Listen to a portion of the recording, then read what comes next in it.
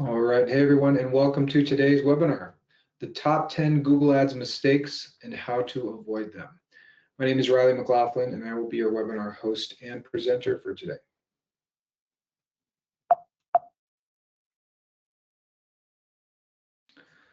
So real quick, before we hop in, some quick housekeeping. There will be a Q&A section for this webinar, so if you have any questions at any time, please just go ahead and put those in the chat. You don't have to hold it to the end and try to remember. Just if you do have a question, pop into your head during the webinar, just put that in the chat. And just to make sure everyone can access the chat, if you can right now, just go to the chat and put in how many of our trainings you've attended so far. Curious to know how many repeat attendees we have.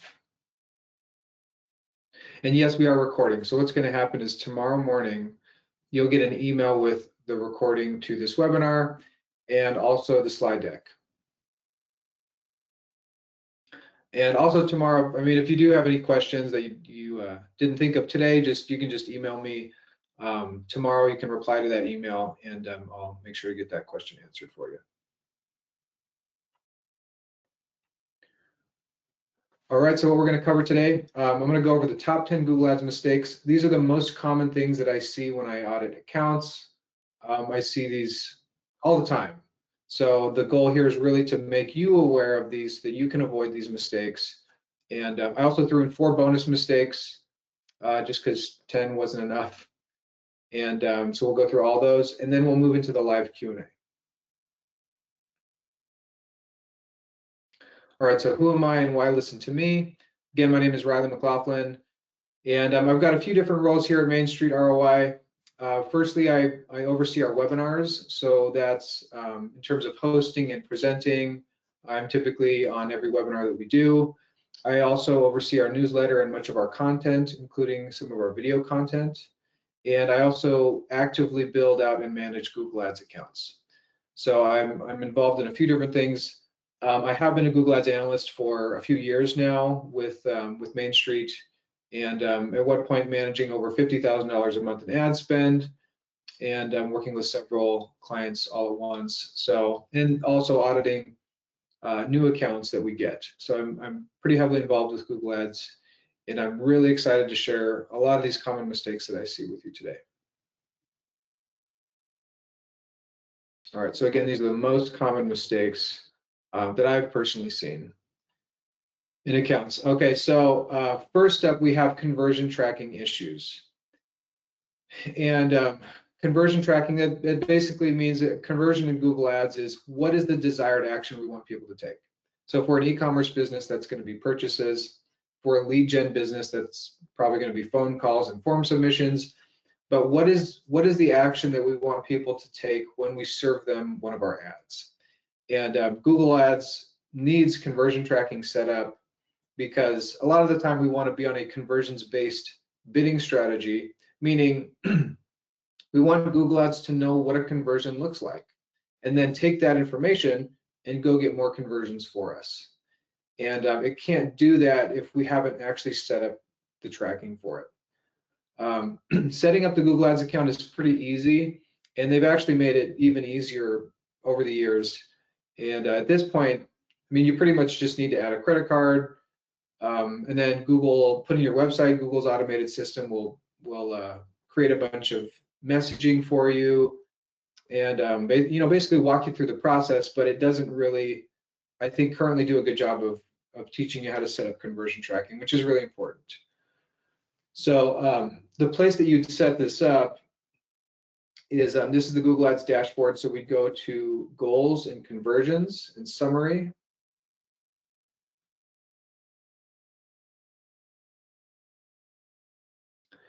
And we want to create a new conversion action. So there's a lot of different types of conversion goals. You can also customize these, but and actually this menu has changed over the years as well. So this is a demo account. We don't have certain things set up that we normally have, like Google Tag Manager or Google Tag installed. But let's say, I'm just going to go continue, and let's say we want to do a form submission. So we'll create form submission.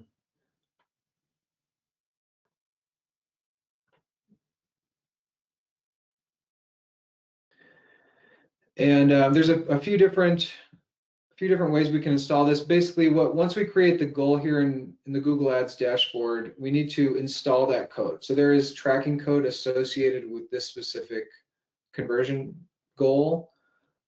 We can install it manually by just putting that code on our website. We can also use Google Tag Manager. And so it's a lot easier. I recommend using Google Tag Manager to set these up. We just go into these real quick. I'm just going to give you a quick example. Okay, so if we're going to install this with Tag Manager, we've got a couple things here. I do have Tag Manager pulled up. So this is what Google Tag Manager looks like. It's free to create a Tag Manager account. You just go to tagmanager.google.com. Once you create an account, the container script has to be installed on every page of your website. So that's the only thing that you need to install manually, or just take care of installing on your website. Once that script is installed, you can just manage everything in here. So when you're creating new goals for your Google Ads account, you don't have to go and install that code manually every time. So for example, if we had our form submission goal that we created, we want to create a new tag. So we'll go to create a new tag configuration, and select Google Ads. And we're creating a Google Ads conversion tag. So right here we've got the conversion label. So this is what we'd copy and paste this, and our conversion ID, which is here. We also have to set up a trigger. So when it comes to form submissions, typically the easiest way to set this up is to just set up a view of the thank you page, with the understanding that if people viewed the thank you page or confirmation page of our form, the only way they would have seen that page is if they submitted the form.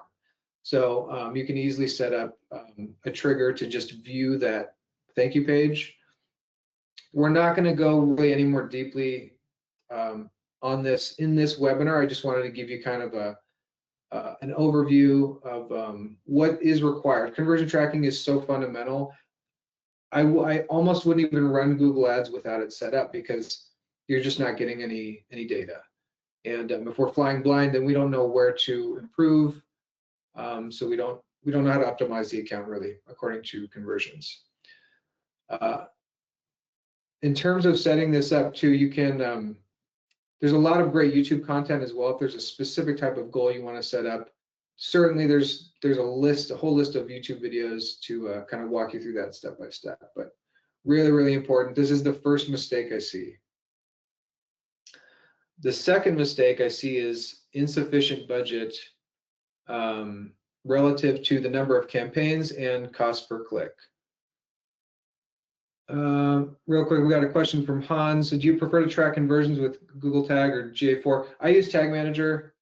That's my preference. That way the conversion goals are set up native to Google Ads as opposed to being imported. And I think it's just more accurate that way. So insufficient budgets. This is a common thing, because when we're talking about budget, there's a few considerations we have to keep in mind. One place that this can go wrong is, let's say we've got a $50 a day budget across our entire account, and I'm on the campaigns view, and this is a demo account, by the way, so these are just kind of practice campaigns. But let's say I've got a number of different campaigns I want to run.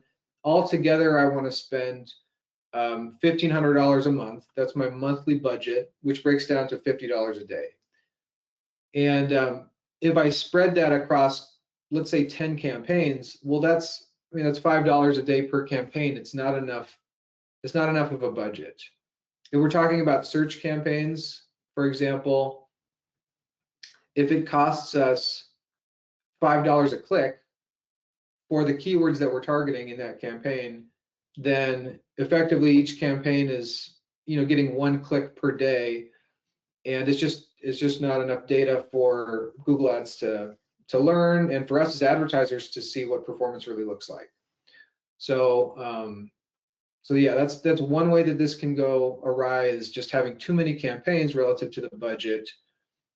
Another issue is with costs per click being too high. And the cost for each click is going to depend on the keywords that we're targeting. And different keywords cost different amounts of money in different areas geographically. So the way that we get kind of a sense for this is in the Google Ads dashboard, we're going to go to Tools and Planning and Keyword Planner. So this is Google Ads internal keyword planning tool. This is where we would go if we're going to do keyword research for a build out for you, or if you want to do keyword research for a new campaign you want to run, this is the place to go to get keyword information.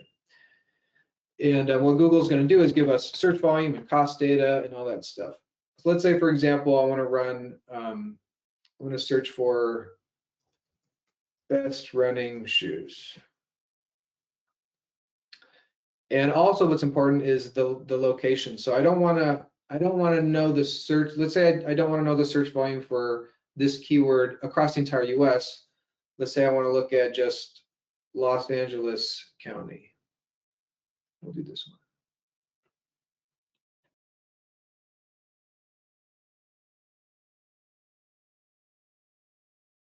one. Okay, so for the keyword best running shoes in LA County, I've got about 4,400 average monthly searches, about 30 cents per click on the low end, which is super cheap, and about $3 on the high end. So I'm probably going to pay about the average between those, especially if I'm a new advertiser. Google is kind of taking a chance by serving my ads. They don't know if my ads are going to get clicked or not, and so they will typically charge a premium on that. So you'll end up paying a little bit more per click at first, but this is where we get some of that data. Now, on the other hand, if I look for something that I know is really competitive, like let's say lawyer near me.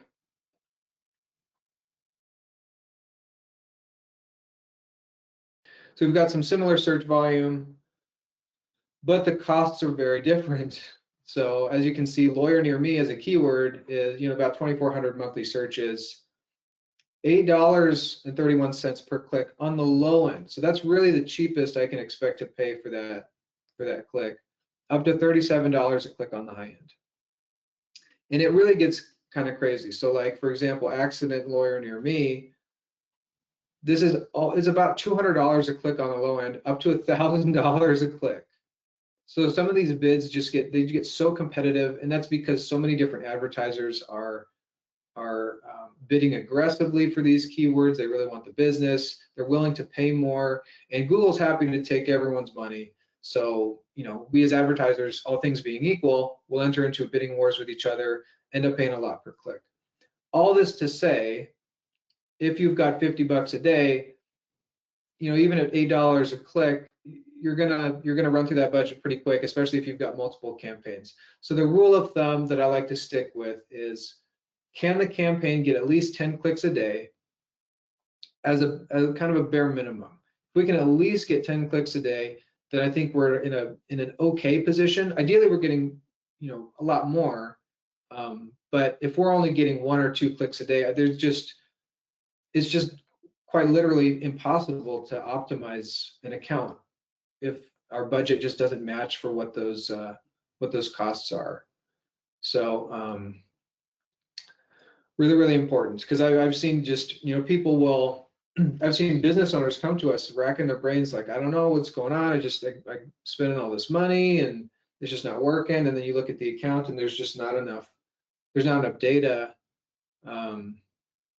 So we really need to keep in mind how many clicks we're getting, how far our budget's how far it's going, and really try to make intentional decisions based on what the costs for our keywords are.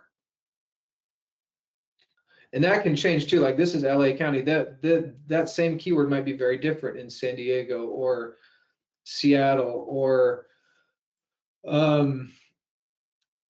you know, some very obscure Midwest town that doesn't have a lot of attorneys. I mean, it really depends on where we are. Okay, the next mistake is wrong location targeting, specifically with settings. When you go to create your campaign, you'll be prompted to enter the geographic locations that you'd like your ads to be triggered in. So if you're you know, if you're based in Phoenix, Arizona, and you're a local dentist and you want just people in the Phoenix area within driving distance to your local business to be able to see your ads, then you would set the location targeting to just that area. It wouldn't make sense for somebody outside of driving distance to your local business to see one of your ads because they just can't, they aren't capable of being a customer of yours. So the way to configure this is we're going to hop into a campaign and we're going to go to campaign settings. Well, there's a couple ways you can get here. So I'm going to show you both, just so you know both. So here I have the campaign selected, and on the left-hand menu I can go down to excuse me, locations. So this is where I'll set the locations that I'd like to target for this campaign. Now, by default, the United States will be selected. So if you don't specify, then the whole US is going to be capable of triggering your ads. But we're going to go to campaign settings because this is where this little setting is. Okay, so you can enter locations here. This is really what the menu looks like when you're creating a campaign. You just kind of type stuff in here. Let's say it's the city of Los Angeles. Okay, so rather than the whole United States, I just want to serve ads, let's say in the city of Los Angeles. But this is where things get tricky. So there's a little drop-down menu here for location options. And the default setting is typically presence or interest, meaning people who are in this area, people who are in the city of Los Angeles, either in or regularly in, are capable of triggering my ads, but also people who've simply shown interest in that location. And that's a problem because people who've shown interest in Los Angeles can be in a totally different state. They can be in Canada. They can be in Brazil. They can be in Russia. They can be anywhere in the world. And it doesn't make any sense at all to be, you know, paying for clicks from other countries if we aren't capable of serving them. So you want to make sure that you click this little drop down and you select presence for people that are in or regularly in your included locations, and then click save.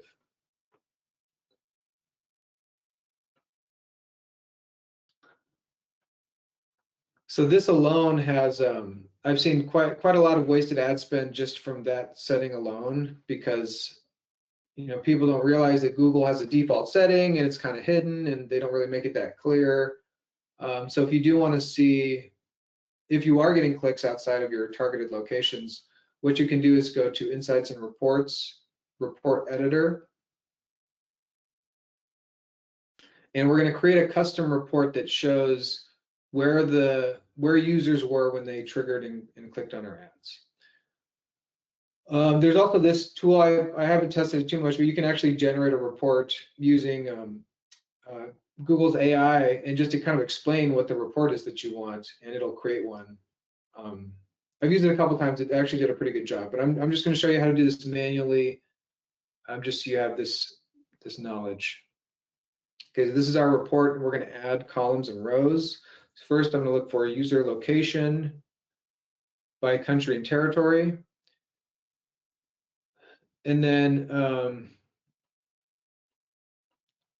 I'll typically do impressions,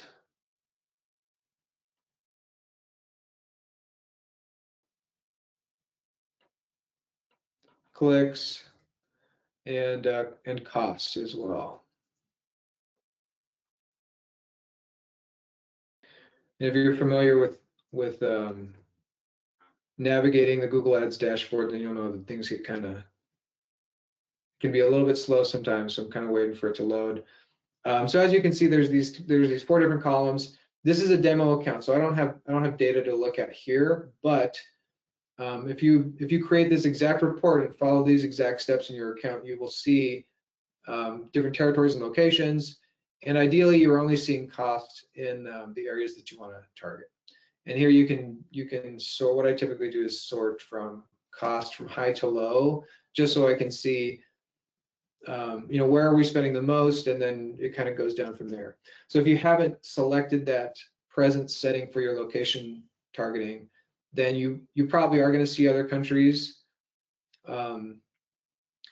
Typically, they don't spend too much. So Google doesn't go off the rails with this, but $10 here, $50 there, $200 over the past 90 days. I mean, it adds up. So you just want to make sure you check that setting.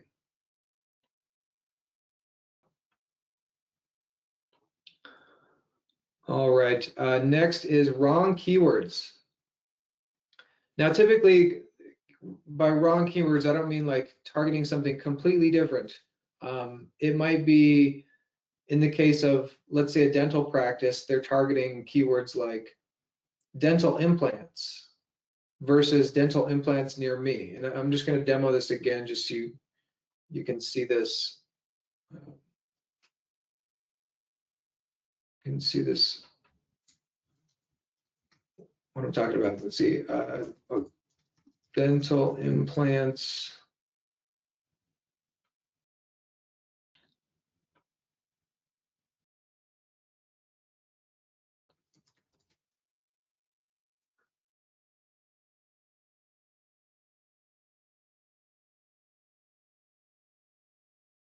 All right, just to kind of demonstrate this. So, I mean, we're looking at the whole United States. So, I mean, we'd obviously, narrow this down. But more general terms are going to have a lot more search volume. They're typically going to be cheaper because there's less buying intent. But the problem is, if we're targeting more general keywords that don't really have a lot of intent, we're going to get searches for all kinds of stuff. Our ads are going to be triggered for things like, I've seen dentist pictures, braces pictures before and after, and dentist cost, or who's the best dentist in this area, and kind of informational searches, stuff that doesn't really indicate that they're ready to buy. And when we're talking about search campaigns, we really want to make sure that the keywords that we're targeting are as high intent as possible, because that's really the benefit of doing a search campaign. So, dental implants near me, that I would consider this a much higher intent keyword. That they're actively looking not only for dental implants, but the near me modifier indicates that they're more ready to buy than just someone who's looking for information. Now, as you can see, a little bit more expensive, but still ends up being worth it, because we have a better sense for what their intent is, and we can serve them an ad that makes more sense. All right, match types. Now, technically, what we're looking at here is more search term volume as opposed to keyword volume and stats. I say that because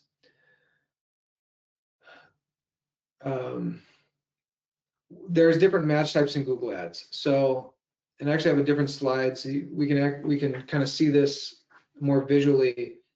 You can target the same keyword 3 different ways for Google Ad search campaigns.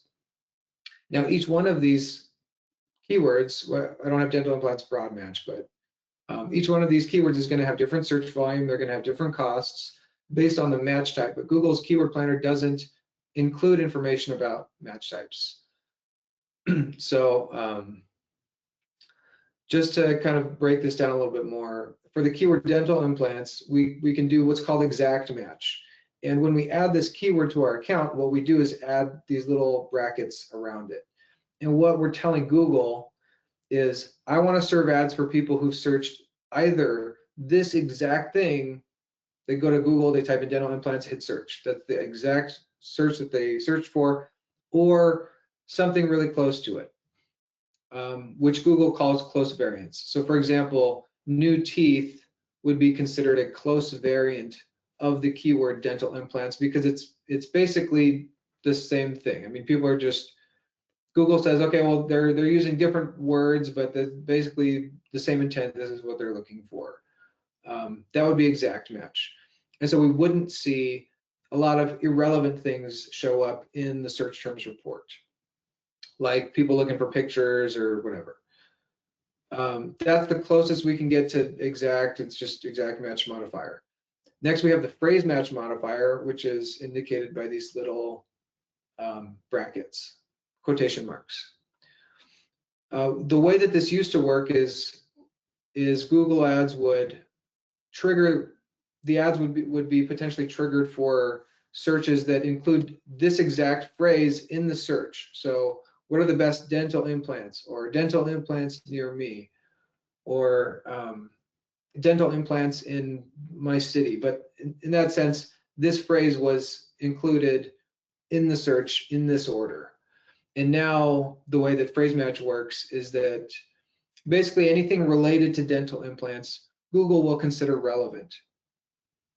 And examples of this would be dental implants for seniors, full mouth dental implants for 150. So that's typically how it used to work, but now we've got things like affordable dentures and implants. So dental implants as a phrase is not included in this search. It does mention implants, but it also mentions dentures, so it's a little bit different. And what's also important to note about phrase match is it will also trigger searches in different languages. So just keep that in mind. Phrase match used to be a really good kind of like a middle room between exact and broad match, meaning we kind of, the search terms are still really relevant, but we're also getting some new things that we hadn't thought of, like, oh, maybe these are keywords I should try targeting that were triggered because we're using phrase match keywords. So it was a good tool to use for fishing for new keywords. Personally, I've moved away from phrase match. I just see a lot of irrelevant stuff now, and the costs just don't really justify it, in my opinion.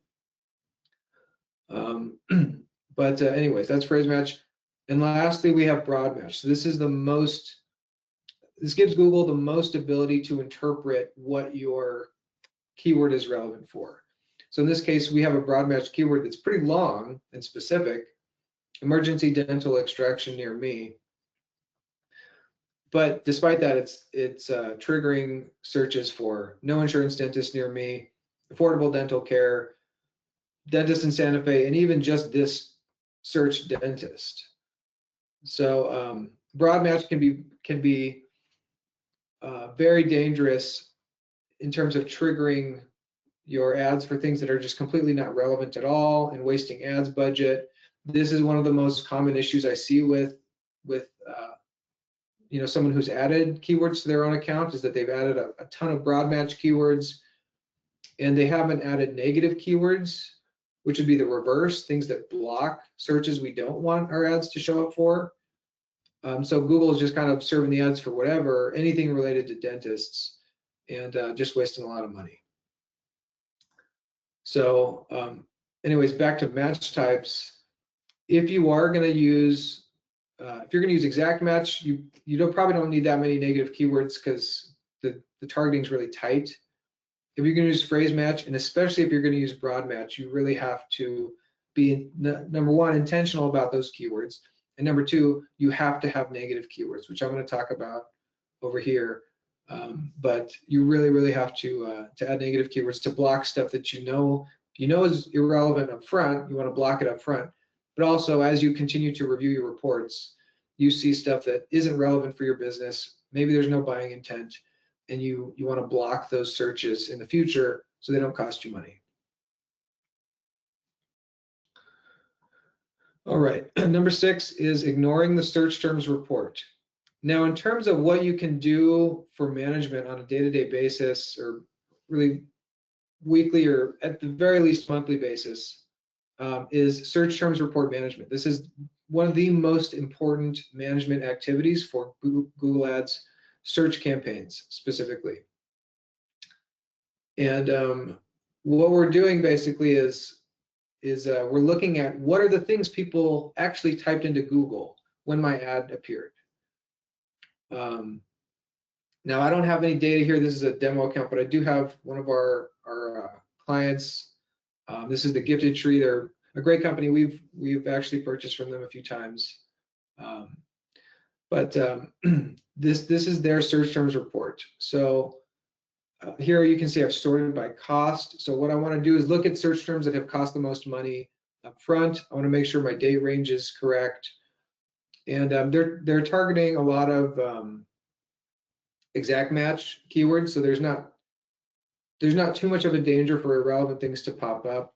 But just so you have a visual of what this would look like, you'd probably, what I'd recommend is you sort by cost, so you're looking at the most expensive stuff up front, and then you just scrolling down the list and seeing, is there stuff that is irrelevant that I want to stop serving ads for. So let's see if we can find one. So Memorial Trees, Ireland. So maybe as it turns out, this isn't something, maybe they don't plant in Ireland. So maybe that's an example of a keyword I want to add as a negative keyword. I might even just want to negative match Ireland. But to do this, I would select whatever the search term is I'd want to add as a negative keyword, click add as a negative keyword, and you can add it you can add it to the ad group, the campaign, or to a negative keyword list. Meaning, do I want to block this search just for this ad group specifically for this whole campaign, or do I want to add it to a list that I then add to multiple campaigns? Now, if you'll notice here, Google will default to making this an exact match negative. So the way that we covered match types for keyword targeting, those same match types apply to negative keywords as well. So in this case, this exact match negative keyword would probably only block this exact search in the future. And maybe I want to do that. Maybe I just want to add Ireland as a phrase match negative, because anything related to Ireland, if I don't, if we don't plant there, then that's not something that's relevant. So I can, I would then click save and add that as a negative keyword. But really, really important. And to actually see where negative keyword lists live, this is my preference. Let's see, I think they moved it. Here we go, exclusion lists. So it's in tools under shared library, exclusion lists. This is where you'd create a negative keyword list and add to it. So here's an example when I have a bunch of exact match negative keywords added. What's nice about negative keyword lists is that if I create a new campaign, I can just go into the list here, click apply to campaigns. I can select whatever that campaign is, click done. And now all of these negative keywords in this list are applied to that new campaign. Rather than, if I had added these to the campaign or the ad group and I'd like to add them to a new campaign, then I'd have to go all the way to keywords, negative keywords. I'd have to find that campaign. I might have to, I can either select them all here and then try to add them from the campaign this way, or I can export the list, download the list, and then add them a different way, but it just ends up being a little more work in my experience. So I'm a big fan of negative keyword lists.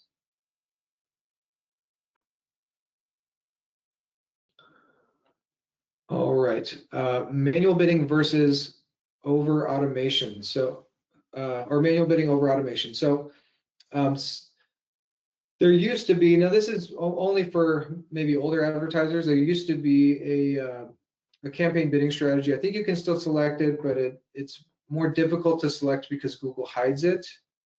and it's called manual bidding. So it used to be that effective Google Ads PPC management required adding keywords and then listing an actual, individual bid for each individual keyword, and then changing that bid based on performance. This is something that may still be relevant for something like let's say a brand campaign, where you don't want to be spending a ton of money for your own branded keywords, but you still want to run a brand campaign because you've got some competitors that are targeting your business name in Google Ad search, for example. You're not willing to pay $10, $15 a click, but maybe you'll pay $5 a click. And if it's more than that, then forget about it. So that might be a situation where manual CPC is still relevant for you. But outside of that, I mean, there's just a lot more effective bidding strategies to select from. More specifically, if this is a longer, kind of a campaign you've been running for a while, you definitely want to be on a conversions-based bidding strategy. If you're just starting out, something like maximize clicks might be good, where Google will just determine whatever the lowest click it can get for you and just get as many clicks as possible. But once you start getting some conversion data, you'll want to eventually be on a conversions-based bidding strategy like maximize conversions or maximize conversion value. I'm actually going to show you how to navigate there real quick, just so you know what I'm talking about. Okay, so you can go to campaign settings a few different ways. You can select the campaign and then go down to settings. You can also select it here from the campaigns view if you hover over this area and click that little gear icon. So if we go here to bidding, so this campaign is actually on manual CPC. This is an old demo campaign. So this is where you'll actually see the campaign bidding strategy that you have selected. And if we click change bid strategy, then we can see what other options are available. So this is max clicks, max conversions, max conversion value. I don't really ever recommend target impression share. That's really just about maximizing visibility on the page, but I haven't seen that correlate with better performance than anything else. It's just, it ends up being more about ego, like I want to be at the top of the page, but then you end up paying $60 a click. And I mean, if you have a 10%, it doesn't work out mathematically, because if you have a 10% conversion rate on the landing page, you need enough clicks to eventually get a lead, and it's just like a $60 a click. It doesn't usually work for most businesses. Quick note about this. So each one of these has kind of like a target setting, at least the conversions based ones. So if you select this, you can add a target CPA. That's just a modification of the maximize conversions bidding strategy. I wouldn't add a target unless you really have a lot of conversion data. I say between 30 and 90 conversions per month at a minimum, at least 30 per month, but ideally many more, because what Google's trying to do in this case is not only get you as many conversions as possible, but get those conversions at a particular cost. Usually what you want to start with is what your actual cost per conversion is here, and then slowly go down from there. I mention that because sometimes, like if your actual cost per conversion is, let's say it's $20 on average to get a conversion in your account historically, and then you say, well, that's great, but I want a $5 CPA. Well, everyone would love that, but it's just not feasible given what historical data has shown and what Google can realistically get you. So if you ended up doing that, adding such a narrow target, then you'd probably see the ads would stop serving, because Google knows it just can't afford to really compete in ad auctions. So the bids don't get higher, you lose that impression, and so you don't even end up getting impressions or clicks because the target is too aggressive. So you'd want to start with what your actual historical cost per conversion is.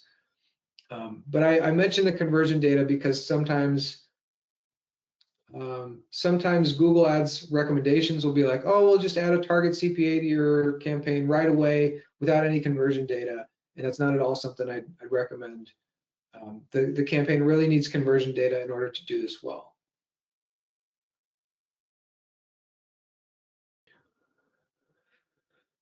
All right, and then lastly, auto-applied recommendations. So this is something that is, let's see, we have a question from Christine. Is there a scenario where manual bid strategy would make sense? Yeah, I mean, personally, I like manual bidding as a potential for, like I said, brand campaigns. Outside of that, I haven't seen a scenario that really works well, unless you know, I've seen one scenario where this worked well. This guy knew, he was involved in real estate. He knew exactly what people were searching for, and it was a very niche term. It was not competitive, and he was able to really keep costs down using manual CPC bidding. He also used, I think it was zip code targeting. It was very specific and dialed in, and you know, in that case, it was an account I think that had been running for 15 or 20 years. I mean, there was a ton of data to work with. So it can still work. It's just not without a very specific reason. If you're just choosing a bid strategy, I wouldn't say, oh, we'll just test manual CPC. There should be a very specific reason that you want to test it, and a specific reason why other bid strategies wouldn't be appropriate. Okay, so auto-applied recommendations. I've seen this decimate accounts overnight. I've had business owners come to us and say, well, I did what Google said, and they said to opt into this stuff, and you know, things were kind of working before, and now everything is just, we're not getting any leads at all, and auto-applied recommendations were to blame. So what this is recommendations are things that the automated system will recommend to you based on your account and your campaigns. And so these are things that just, you know, it'll just come up with, let me see if I can just go here in this account, see if there's any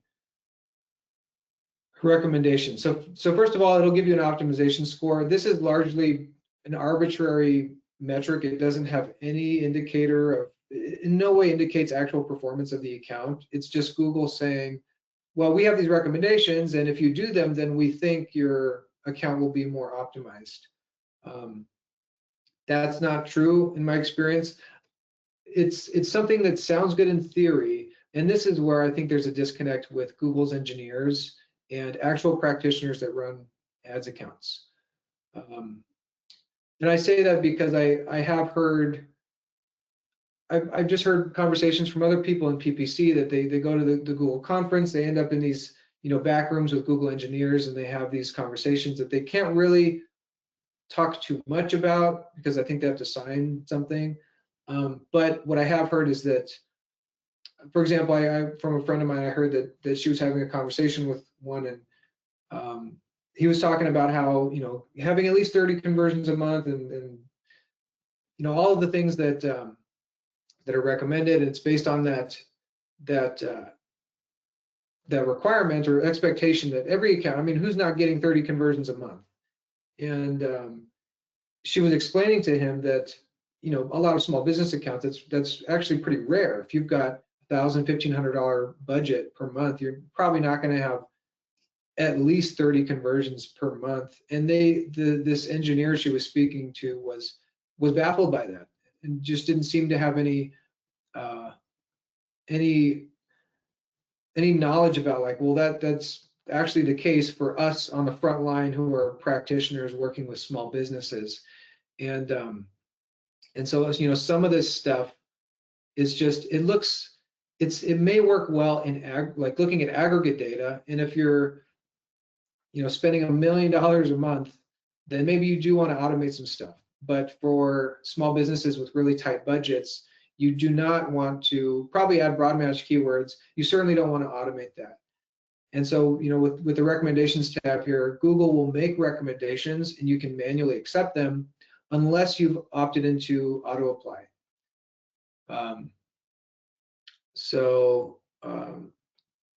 Yeah, auto apply here. So this is where you would actually check these boxes, and you would, allow Google to do certain things, add new keywords.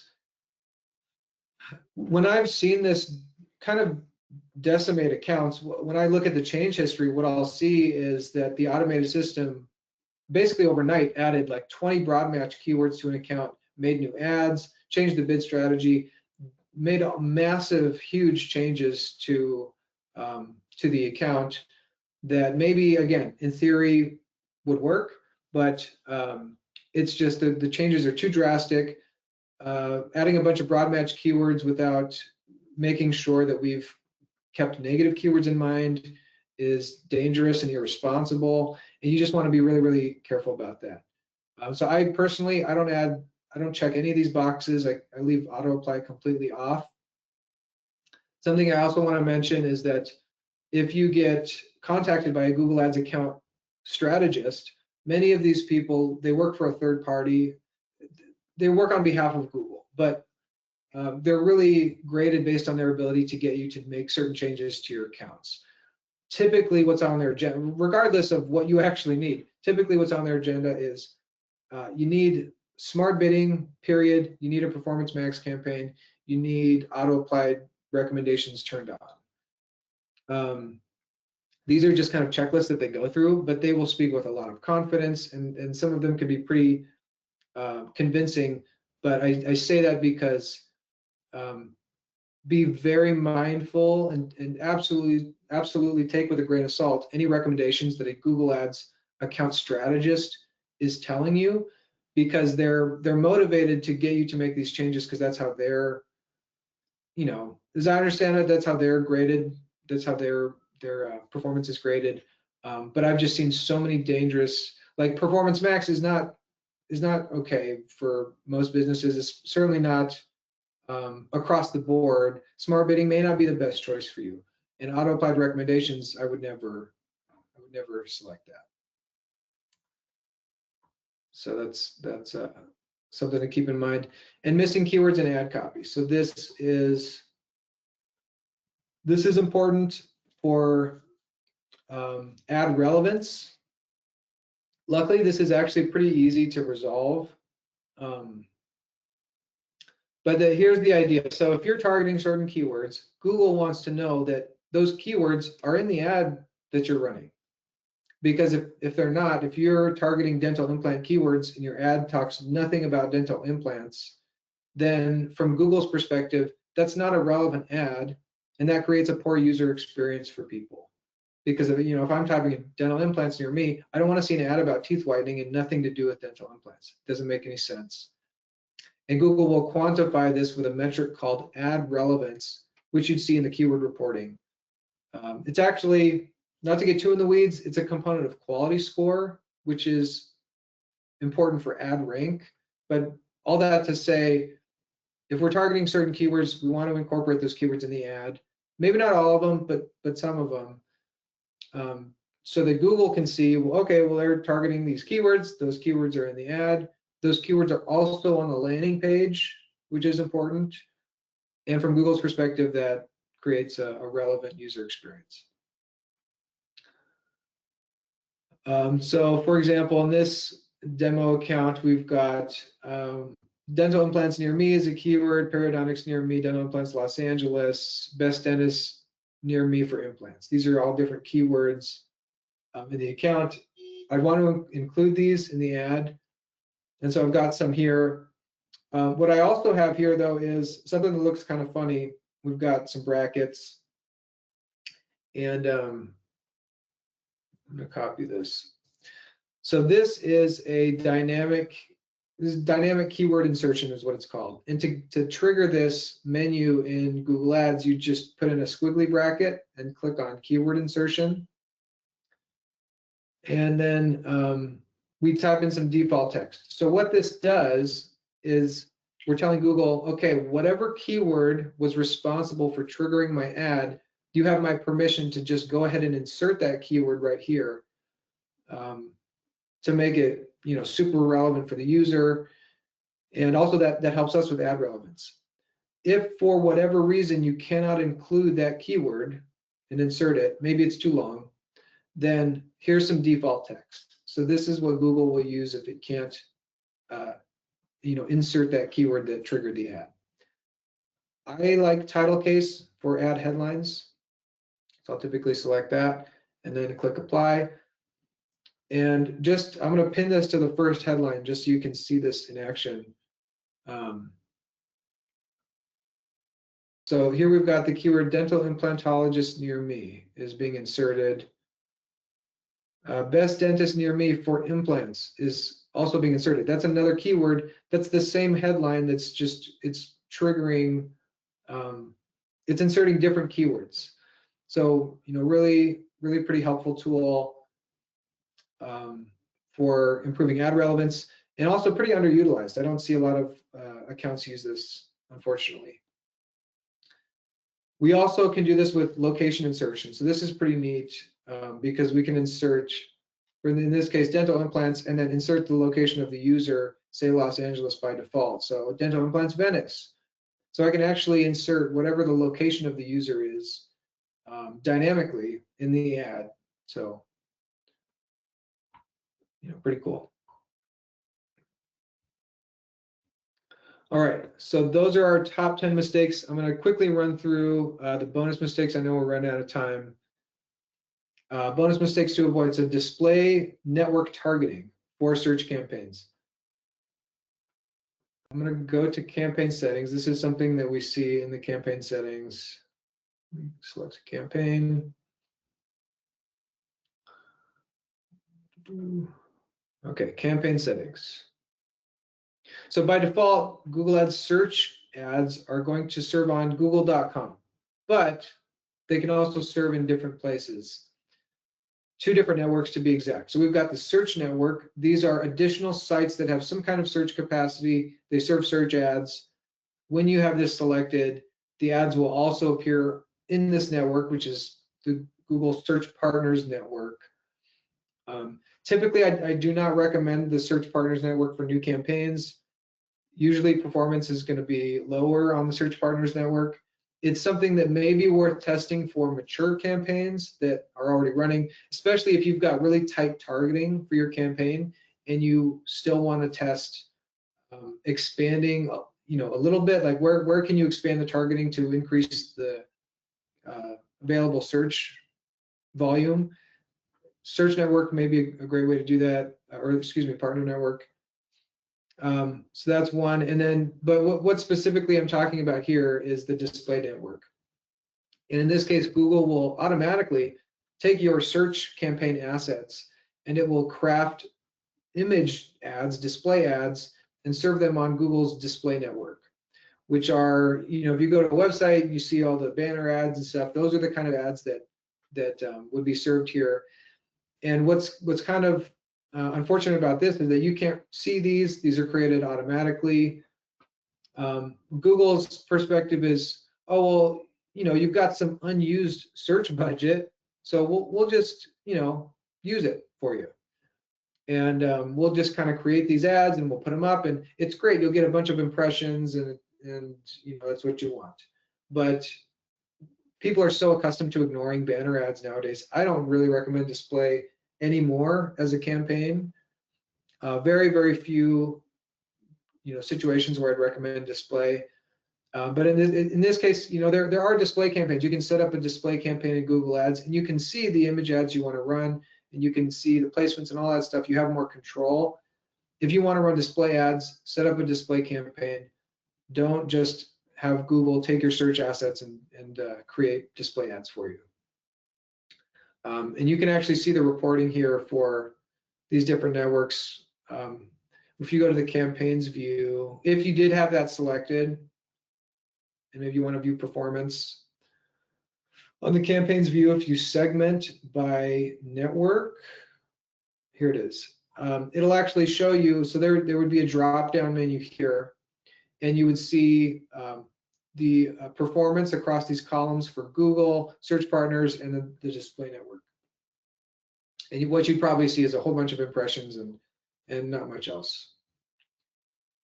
Okay, another bonus mistake, generic ad messaging. So this is something that I think we're more in danger of if you set up a new account. Google says, hey, we crawled your website, we drafted all these ads. It's, you know, it's all great. You look at the ads and they seem fine. They talk about your business. They're true.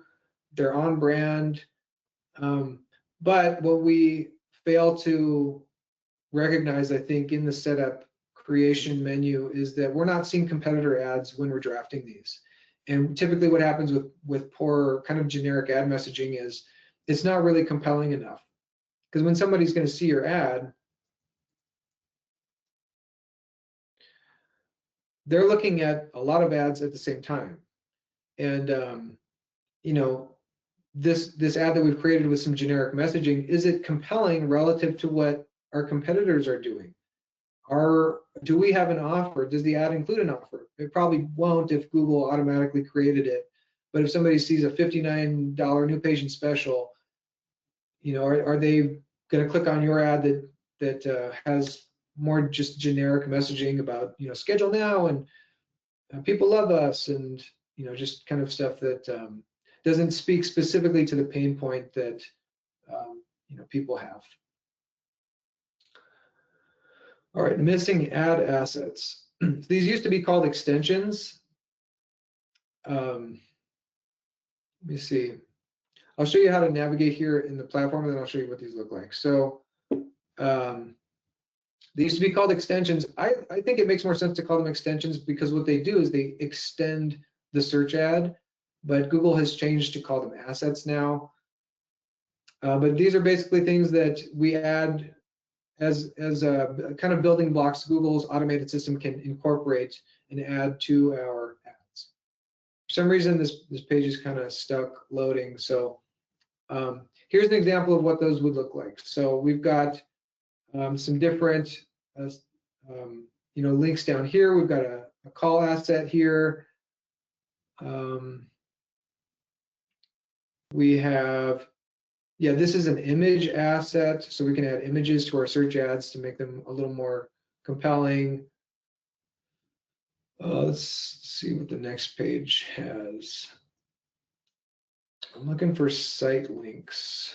Here we go, site links. So these can appear vertically. These can have descriptions. They can also appear horizontally. These are links to different pages of the website. So as you can see, not every ad has the same assets added to it. It's really up to Google's automated system. But at the very least, what we have to do is we have to create these assets. So you would just go down here to assets, and you would add site links, call outs, structured snippets, a call asset if that's relevant, location asset if that's relevant, as many as you can. That's also important for ad rank. Okay, and then lastly, non-congruent landing page. So if your landing page doesn't match the ad, users are going to bounce and conversions are going to suffer. It's really important that if we're sending people to, let's say, a landing page that does talk about, you know, let's say talk about teeth whitening. We've got teeth whitening keywords, we've got a teeth whitening ad, but then we send people to the homepage of our website, and then we force them to navigate and try to find, okay, where's the teeth whitening page? We're just adding more work for people. And so, you know, it's really best, we see best performance if there's specific keywords. Those keywords are mentioned in the ads, and then those users are directed to a page that specifically talks about whatever those same keywords are. It's all congruent. If there's an offer that we talk about in the ad, that offer is at the top of the page on the landing page, so they don't have to you know, navigate anywhere. It's all front and center. We make it very clear what action they're supposed to take. If we want them to call our business, we've got, you know, bright buttons on the page. Maybe we have our phone number in the header of our site, and as people scroll down, let me actually give you a visual.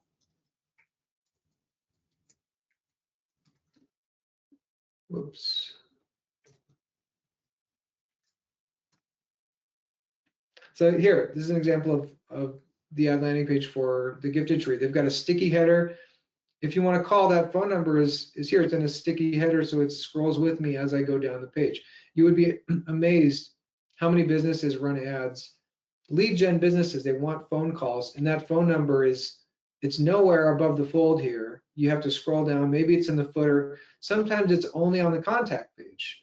So we're really making people do a lot of work to get in contact with us, when really the action we want people to take should be front and center and obvious without even reading a single word. All right, so that pretty much wraps it up for all of our mistakes. If you do need help with Google Ads, what we're doing right now, since you've registered for this webinar, I will personally conduct a Google Ads assessment of your account, and I'll include some feedback about keywords, ad budget, all of that. Those assessments do come with a quote for services, but that's not at all required. You don't have to sign up for anything. All you got to do is you can reply to the email tomorrow, or if you just put assessment in the chat, then I will follow up with you and we'll get this all figured out. But it's a pretty good free offer to get a free assessment like that. And if you happen to be an agency owner, we also partner with agencies and we white label. So if that sounds interesting to you, you can email Caitlin at mainstreetroi.com and talk with her about that. All right, so if you have any questions, now's the time. Just go ahead and put those in the chat. I'm gonna let's see. I'm gonna set a small timer, and then I'm not gonna keep you here too long. If you do have a question, again, you can just email me tomorrow. You'll get an email from me with the webinar recording. Just reply to that email with any questions that you have, and I'll make sure to get back to you. Also, there is a quick survey at the end of this. I read these surveys. It's very important to me to do a good job for you on these trainings. Whether I'm the presenter or someone else on our team is, I really want your feedback. So if there's a chance you can just fill out that quick survey, give us some feedback. It's really, really important. I do read them, and I take everything into account. Because really, I've just seen so many issues with Google Ads. I've talked with business owners that are really suffering. This is important to me from a personal standpoint. I really want to make sure that we're doing a good job, giving you the information that you need. And so please, take a chance to take a moment to fill out that survey if you can. All right, I'm not seeing any questions, so I think we can go ahead and close. And again, you'll get the recording emailed tomorrow morning with the slides. So again, if you have any questions, just reply to that email. All right, well, thanks everyone for attending, and I hope to see you on the next webinar. Bye for now.